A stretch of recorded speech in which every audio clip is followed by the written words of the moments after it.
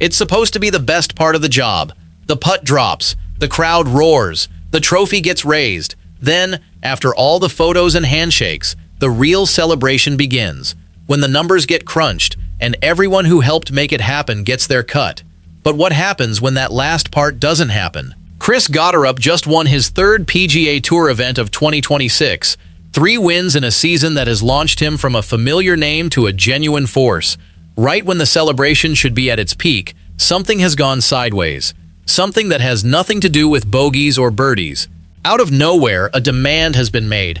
Not a quiet conversation, not a gentleman's agreement over dinner. A demand. On the other side of that demand, a team is now facing a choice that could change everything. For the player, for the people around him, and for the way we think about loyalty in professional golf.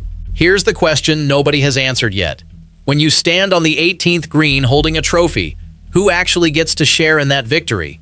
What happens when the person who carried the bag through every fairway and every bunker suddenly asks for something that wasn't in the contract? A storm is brewing behind the scenes of what should be Gotterup's greatest season. Before we get into what happened, I want to know where you stand. Fair is fair, right? But where is the line?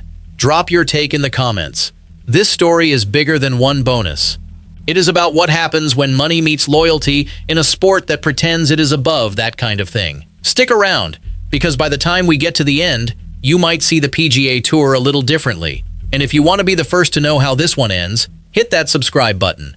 Now, if you are a golf fan, you already know who Chris Gotterup is. You have seen his name on leaderboards. You have watched him climb. But let us remind ourselves exactly what we are dealing with. Because the guy who just won his third event of 2026 is not the same guy who showed up on tour a couple years ago. Gotterup came out of Rutgers, not exactly a golf factory. He turned pro in 2022, spent time grinding on the Korn Ferry Tour, and did the whole pay your dues thing that most players never escape from. Then something clicked, and when it clicked hard. The breakout came at the 2025 Genesis Scottish Open. That is when he went head-to-head with Rory McIlroy, the guy who has been the face of the sport for over a decade, and beat him. Straight up. That win changed everything. Suddenly, Gotterup was not just another guy on the fringe, he was a threat. But 2026 is where things got real. 3 wins. Sony Open in Hawaii, WM Phoenix Open, then the John Deere Classic, which might have been the most dramatic of them all. Ben Coles was in control of that tournament, looking like a lock. Then Coles found the water on 18. Gotterup, with the door wide open, shot a final round 62 to steal it. A 62 in a major pressure situation.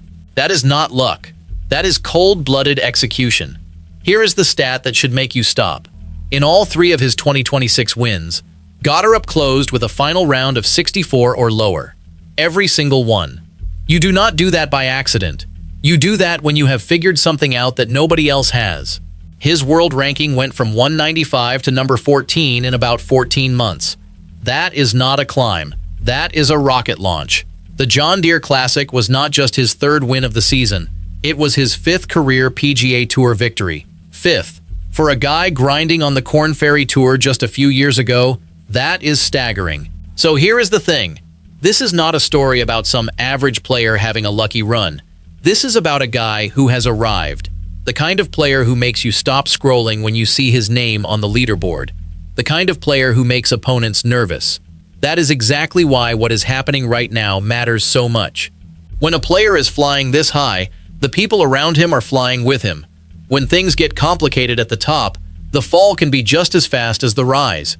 Now, let us talk about who has been right there with him through all of it. The guy carrying the bag and watching Gotterup go from unknown to unstoppable. That is where this story gets really interesting. His name is Brady Stockton. If you do not know that name yet, you will by the time this is over. Stockton is not just some guy who showed up one day with a golf bag and a rain suit. He is a former professional player himself. He knows what it feels like to stand over a pressure putt.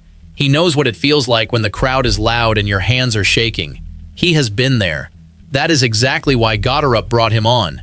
Here is the thing about Stockton's role.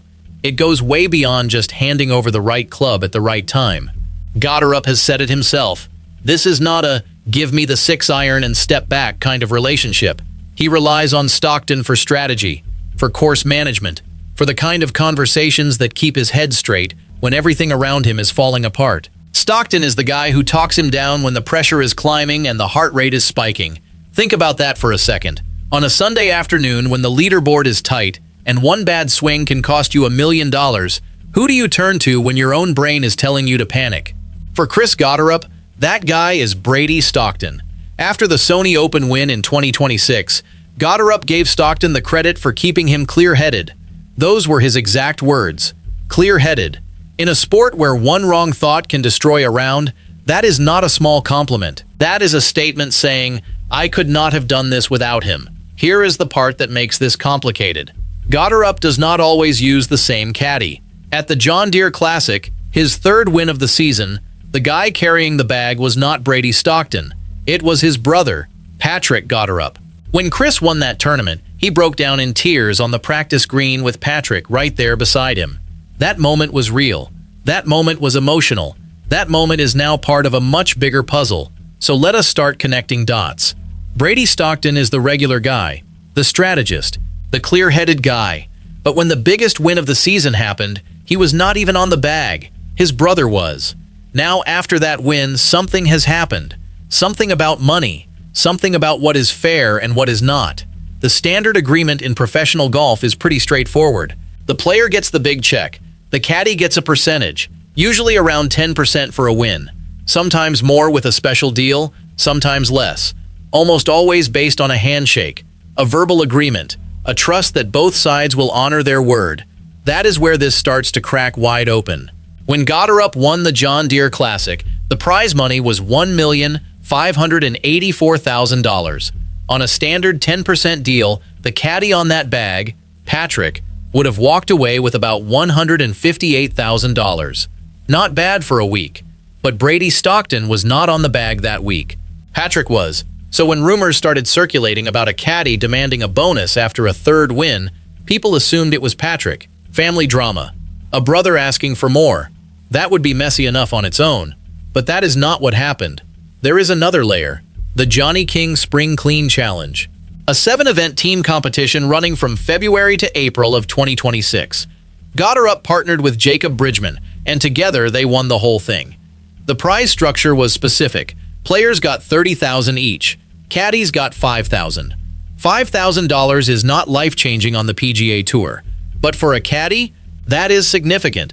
If Stockton felt like there was an understanding that the bonus structure would be different, then $5,000 becomes a matter of principle, not just a number. So now we have 3 wins. One regular caddy who helped build the foundation. One brother who was there for the biggest moment. One conversation that has not happened publicly yet. And then, behind closed doors, something finally broke. Stockton stepped forward. He made his case. He asked for what he believed he was owed. Not just the standard percentage, but something extra for the work, the loyalty, the climb from 195 to number 14. The kind of bonus that says, I was with you when nobody else believed. The response came back. Cold, direct, unforgiving. The team said no. Not a maybe. Not a let us talk later. A flat, clear, unmistakable refusal. That right there is where everything changed. Stockton was not asking for charity. He was asking for recognition. The guy who helped Gotterup beat Rory, who kept him clear-headed through the biggest moments, who was there for the Sony win and the Phoenix win and every other tournament in between, he was told his contribution was not worth more than the contract said. And that refusal is now the only thing anyone in the golf world is talking about. Think about the position Stockton is in now. He helped a guy go from 195th in the world to 14th. He was there through the grind, the missed cuts, the doubts. He helped him beat Rory McIlroy. He helped him win 3 tournaments in a single year, and when he asked for something he believed was fair, he was shut down. How would that feel? Would you walk away quietly, or would you fight for what you think you deserve? The team's refusal raises bigger questions.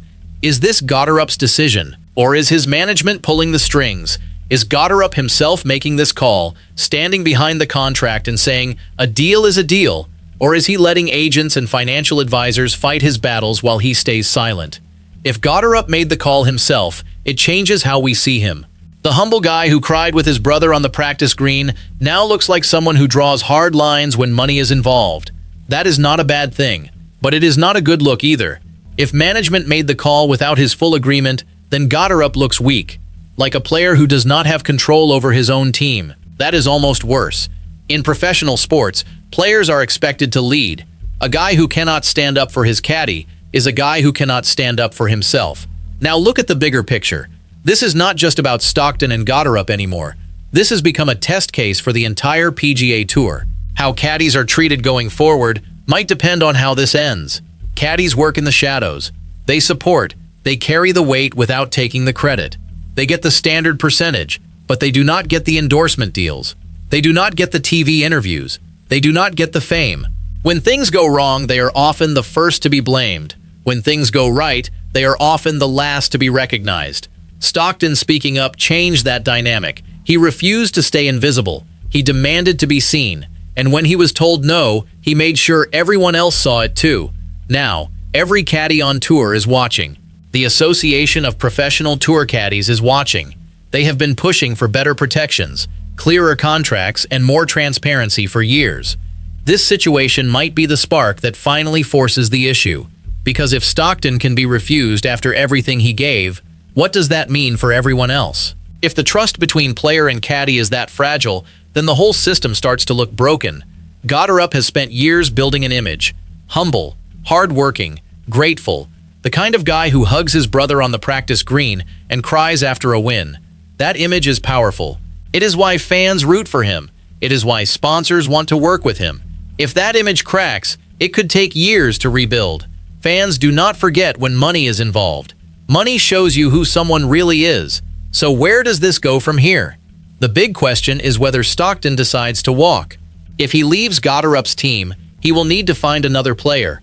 A top caddy with his experience and reputation will not stay unemployed long. There are plenty of players who would love to have someone who helped a guy climb from 195 to number 14 in 14 months. If he walks, it sends a message. A loud one. I stood up for what I believed was fair, and I lost.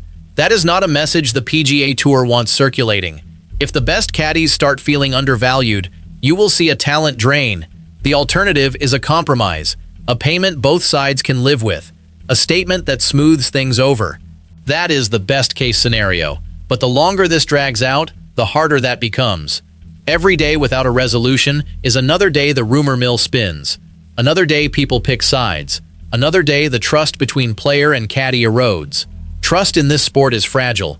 Once broken, it is almost impossible to get back. So let us pause and think about what you clicked for. You saw the title. You wanted to know if this was real. You wanted to know if Chris Gotterup was the good guy or the bad guy. We have given you the context, the numbers, the relationship, and the stakes. And now we are at the point where the question has to be faced head-on. What really happened? The honest answer is that we do not have the final word yet. Neither side has made a full public statement. There have been no official announcements. The golf media is still digging, still asking questions, still trying to piece it all together. But we know Stockton made the demand. We know the team said no. We know the relationship is strained. We know there are two very different versions of what was promised and what was owed. And we know everything is hanging in the balance right now. Could this blow over? Maybe. Could this turn into a legal battle? Possibly. Could this be the thing that separates Gotterup from the man who helped him become a star? That is already happening. It is not really about the money. It is about respect. It is about asking someone who helped you climb the ladder if they are still worth the same amount when you have reached the top. What is your take? Do you think Stockton deserves the extra bonus, or should he have stuck to the standard deal? Is Gotterup wrong for refusing, or is he just protecting his bottom line? Tell me in the comments. We will be watching this closely. If Stockton gets paid, we will let you know. If he walks, we will be on it. If Gotterup speaks out, we will have it for you. This story is far from over. The biggest moments might still be ahead. One last question before you go. How much would you be willing to give up to keep someone loyal? Think about that. Because for Chris Gotterup, the answer to that question might determine his entire legacy. Not just as a player, but as a person. In professional golf, the player gets the trophy, the check, and the glory. None of that happens without the person standing beside them, carrying the bag, sharing the weight. So here is the real question. When the celebration ends, what is that person worth to you? Gotterup won. Stockton helped him get there. Now the bill is on the table. Whether it gets paid or not will say everything about the kind of team they really are. If you made it this far, you are the real fan.